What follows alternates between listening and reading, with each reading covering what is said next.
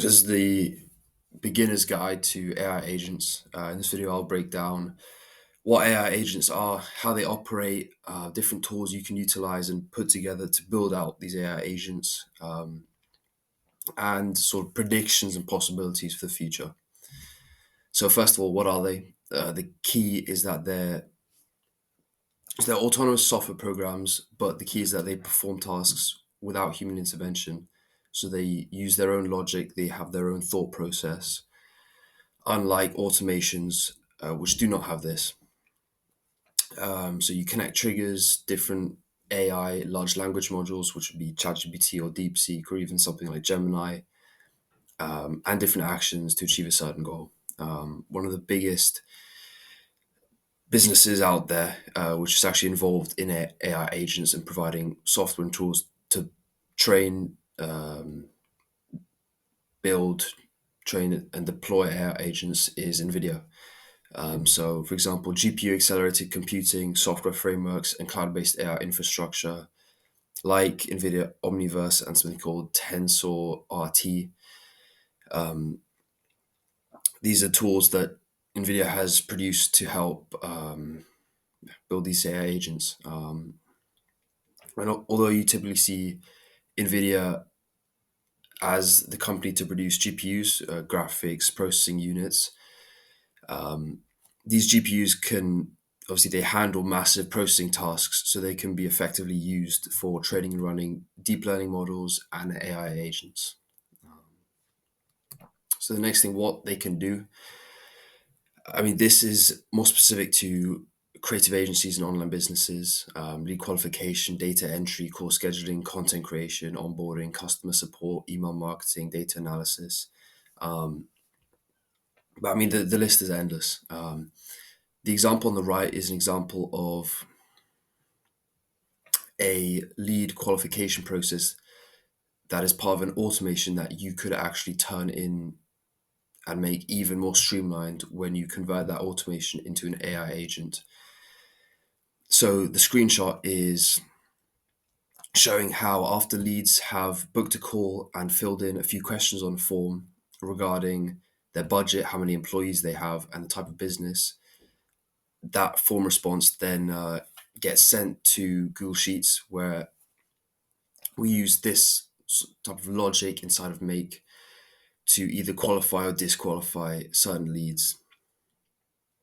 With an AI agent and it having its own thought process and decision making abilities, you could ask AI to find that lead, find that lead's website, or one of the questions would be provide your website. So you format that website in the correct way.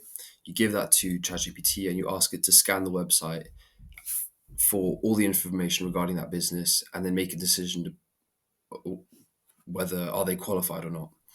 And then you have huge amounts of data to pull from, and so your qualification process is going to generally be more reliable. Obviously, you have certain limitations to that, but that's one example. Another would be you could use AI agents in email marketing. If you're doing email campaigns and you noticed this lead has an open rate of 1 in 10, they've only opened, say, 2 in 10, they've only opened 2 out of the last 10 emails, and those 2 emails that they have opened from you have only been about a specific niche subject. Well, AI can analyze that trend and it can then craft a following email that's best suited to that lead and their specific situation, and then send it to that lead, and it will have a far higher chance of being opened. Or on the other hand, if you have another lead who's opened the last 9 or 10 emails and they've even replied to a few emails, AI can analyze this trend and identify it might be time for a promotional email to send over to them to then promote your product or services. Again, there's just so many possibilities, and you can have AI agents for much broader and much more niche down projects or tasks. So how they work, I've already covered this to some extent, but it's based around three steps: perception, reasoning, and action. Perception is gathering information, learning from the environment. Reasoning would be analyzing that data and making decisions. This decision making process again through the large language models, which would be something like ChatGPT or DeepSeek or Gemini, and then action will be carrying out the tasks. Um, so you give in here prior knowledge, you give the AI agent your goals, your preferences, the abilities, you string together all the different apps and triggers, and then the AI agent will take action and it will make observations from its environment and learn from its environment and learn from past experiences, and then may end up changing its actions in the future to be on a better position to achieve the desired goal that you've set it. How they're created, I've sort of broken this up into two or three different software, but I think these are the five primary software you typically see being used to build out these AI tools. Although now you could replace ChatGPT with another language model. But Zapier, NA10, and Make.com here on the left, specifically NA10 over the last few months, they're used to connect all the actions and triggers and all the external apps like ChatGPT and APIs. If you're creating sort of a sales or a lead management automation or AI agent, the external apps you would connect would be something like Calendly for scheduling calls and canceling calls, or Google Sheets for lead capture before they get sent to the CRM, whether that's Zoho or ClickUp or Pipedrive or whatever, or integrations with Go High Level. And then APIs. APIs allow for sort of real-time data transfer between two different software, essentially. And then you have ChatGPT again, sort of replaces the human thought process. You can also just dump so much information into an AI agent or ChatGPT, and it can then use that information to craft decisions. You see something like this happen when you're building custom AI chatbots or customer support bots, where you just give the agent a bunch of information regarding your business and everything it needs to know regarding your business, and so then it can come up with responses to frequently asked questions by customers. And then NVIDIA, something that stands out from NVIDIA is the ability it has to provide the raw computing power to process large data sets.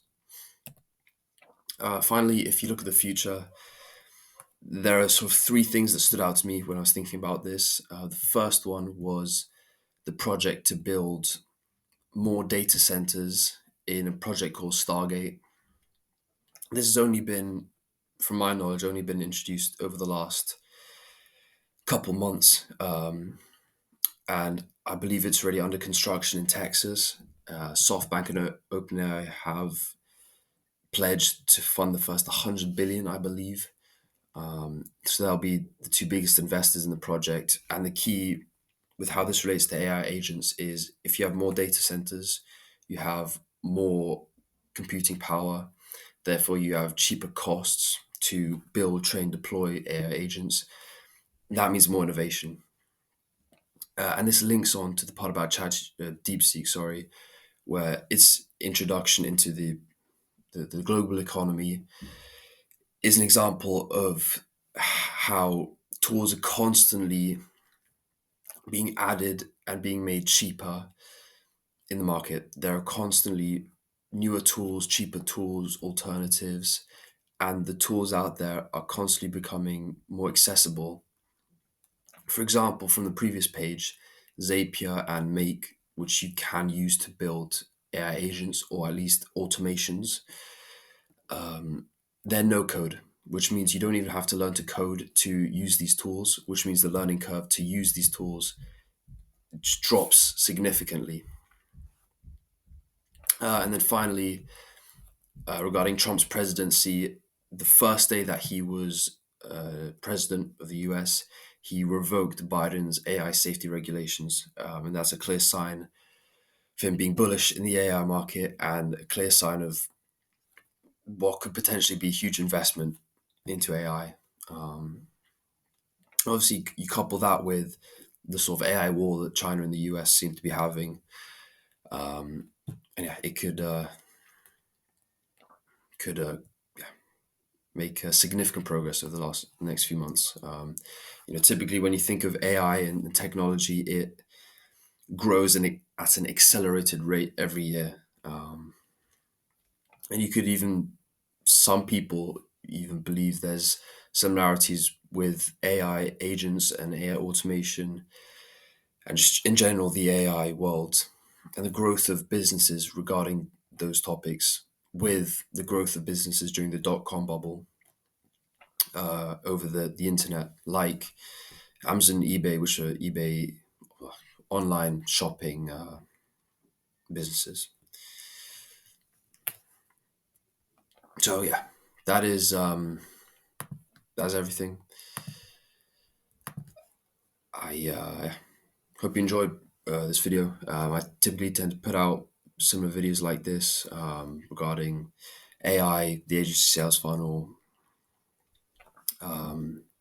sort of different sales automation workflows, and just general trying to help creative agencies streamline their sales process.